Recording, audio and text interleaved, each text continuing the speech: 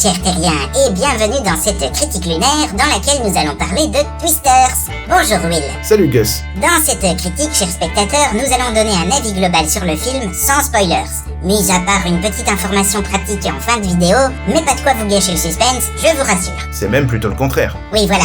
Alors Twisters, c'est donc une sorte de reboot déguisé, ensuite timide, de l'excellent film d'aventure de 1996, le bien nommé Twister. Ouais, je pense qu'on peut plutôt parler de film d'aventure et pas tellement de film catastrophe. Et ça s'entend rien qu'aux bandes originales des films.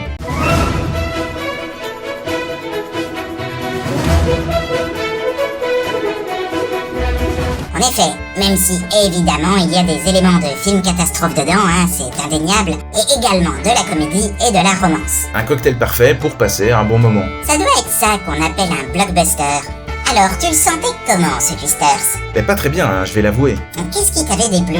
J'adore le premier, c'est un film de mon enfance, alors j'espérais une bonne suite, comme toujours, Mais la mention par les producteurs de Jurassic World sur l'affiche n'avait pas de quoi me rassurer. Et la bande-annonce avait eu du mal à me convaincre. Quelques répliques, notamment l'idée que deux tornades se mettent à fusionner, que l'héroïne cherche à détruire une tornade, et puis on voyait une sorte de tornade de feu. J'avais peur d'un film qui tente de faire plus gros, toujours plus improbable, en devenant hélas complètement débile par la même occasion. Et au final? La bande-annonce en fait trop en fait. Il y a même certaines répliques que j'ai pas aimées qui se retrouvent pas dans le film, et franchement tant mieux. C'était bien mieux amené que je ne l'imaginais. Un peu comme le clonage des dinosaures dans Jurassic Park. Farfelu si on se renseigne un peu, mais parfaitement crédible et très bien expliqué dans le film. Ils ont réussi à proposer du gros spectacle tout en amenant ça avec beaucoup de tact. Franchement, j'ai passé un super moment. Ah ça fait plaisir à entendre. Moi aussi. Et oui, comme dans le premier film, les principes scientifiques qui sous-tendent ce Twisters sont très bien amenés.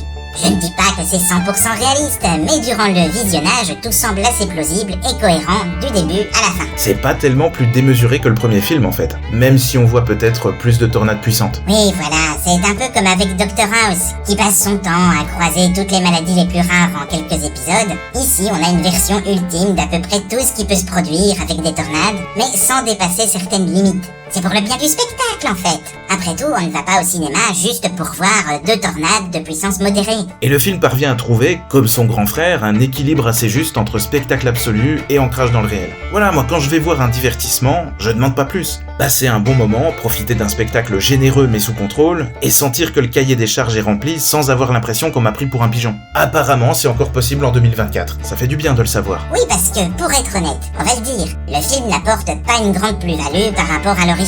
La construction est similaire, beaucoup de scènes font écho au précédent. Ouais, la scène de nuit lors du rodéo rappelle clairement celle du motel près du cinéma en plein air. Elle est plus impressionnante dans Twister d'ailleurs, je trouve. Les personnages se prennent plus de débris et d'objets variés, il me semble. C'est vrai, ouais. La scène de ce Twister c'est bien aussi, mais curieusement moins ambitieuse. Après, le film réserve quand même son lot de moments spectaculaires, tu es d'accord? Ah oui, absolument. En fait, il se rattrape sur d'autres scènes. Déjà, les tornades sont très bien filmées. On a ici beaucoup plus de caméras à l'épaule que dans le premier film, sans que ce soit illisible, et l'impression de panique et de chaos est très bien rendue. Je dirais que les tornades sont peut-être moins faciles à différencier les unes des autres que dans le premier film, mais elles sont très réalistes. Bon déjà on en voit plus, mais la manière de les représenter tend quand même à varier un peu, notamment vers la fin, où on aperçoit une tornade très instable et assez éloignée de cette forme de colonne qu'on a en tête quand on imagine le phénomène. Et puis Twister, ce n'était pas que les moments de destruction. Il y a toutes ces scènes où différents chasseurs de tornades se télescopent et rivalisent pour atteindre les tempêtes avant la concurrence. Ils roulent comme des dingues, prennent des risques. Et on retrouve très bien tout ça, en plus développé même, dans Twisters. Et j'étais assez content parce que c'est clairement l'un des aspects que je préfère dans le premier film. J'avais peur de ne pas retrouver la même ambiance, mais ils y sont allés encore plus fort en fait. Les personnages secondaires sont plutôt sympathiques aussi. On les voyait assez peu dans la bande-annonce, mais au final, ils font le job. Ouais, à l'image du premier film. On les voit peut-être un peu moins, mais ils font l'affaire. À un moment, quand les personnages chassent la deuxième ou la troisième tornade, on a de la musique country à fond, un plan aérien sur l'un des convois de véhicules et le drone de l'un des personnages secondaires qui passe juste à côté de la caméra. C'était juste parfait, franchement j'étais heureux. Eh ben dis donc. Ouais non, ça fait du bien, un pur spectacle très bien dosé. Tu vois, je dis pas que ce film est plus beau, plus novateur qu'un Dune 2 par exemple, mais il tient ses promesses du début à la fin. Et j'ai vu des critiques mitigées qui parlaient d'un manque de surprise. Mais franchement, qui s'attendait à une révélation pour un film comme Twisters? Ce genre de spectacle ne demande pas à être hyper élaboré ou à contenir des couches infinies de surprises et de sous-textes. Pour moi, c'est déjà un miracle qu'il ne soit pas parti vers un délire à la Jurassic World, avec des tornades intelligentes ou je ne sais quelle stupidité. Mais j'avais peur, je te le dis. Quand on voit des sagas comme Jurassic World ou Fast and Furious, qui parviennent encore à trouver un large public, on finit par se demander si on verra des blockbusters d'action pas trop néfastes pour le cerveau un jour. Heureusement, il semblerait que Top Gun Maverick ou ce Twisters puisse montrer la voie, même si la réussite de ce dernier est peut-être un peu plus modérée. Même au niveau de la musique, qui est quand même un point qu'on critique régulièrement dans les blockbusters modernes, c'était bon. Les morceaux choisis ou composés pour le film fonctionnent vraiment bien, et même la BO de Benjamin Wallfisch, même si elle restera pas dans l'histoire, est plus mémorable que la majorité de ce qu'on entend dans le cinéma hollywoodien actuellement. Voilà! C'est comme ça qu'on fait des films à grand spectacle. Un bon script, de bons effets spéciaux, un rythme soutenu, une bonne musique et des acteurs charismatiques. Glenn Powell a une classe folle, On sent bien qu'on n'a pas fini de le voir. Et Daisy Edgar Jones aussi. D'ailleurs, c'est elle l'héroïne, et même si on n'est pas sûr de grands rôles de composition, le couple d'acteurs fonctionne terriblement bien. Remplacer Bill Paxton et Helen Hunt, c'était pas gagné d'avance, Mais respect, ils ont du charisme à revendre. Pas comme...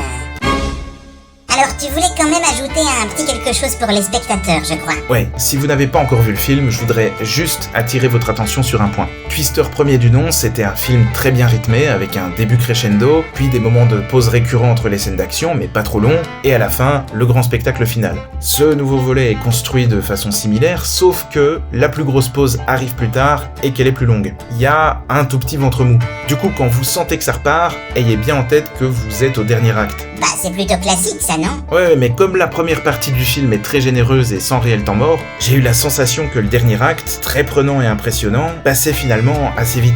En fait, j'aurais bien repris une grosse louche de spectacle surprise. Un peu comme les films aliens, qui réservent toujours un petit rebond inattendu en guise d'acte final. Ouais, voilà. Mais c'est plutôt positif au final, J'étais très bien installé devant ce film et j'en ai redemandé, tout simplement. D'accord.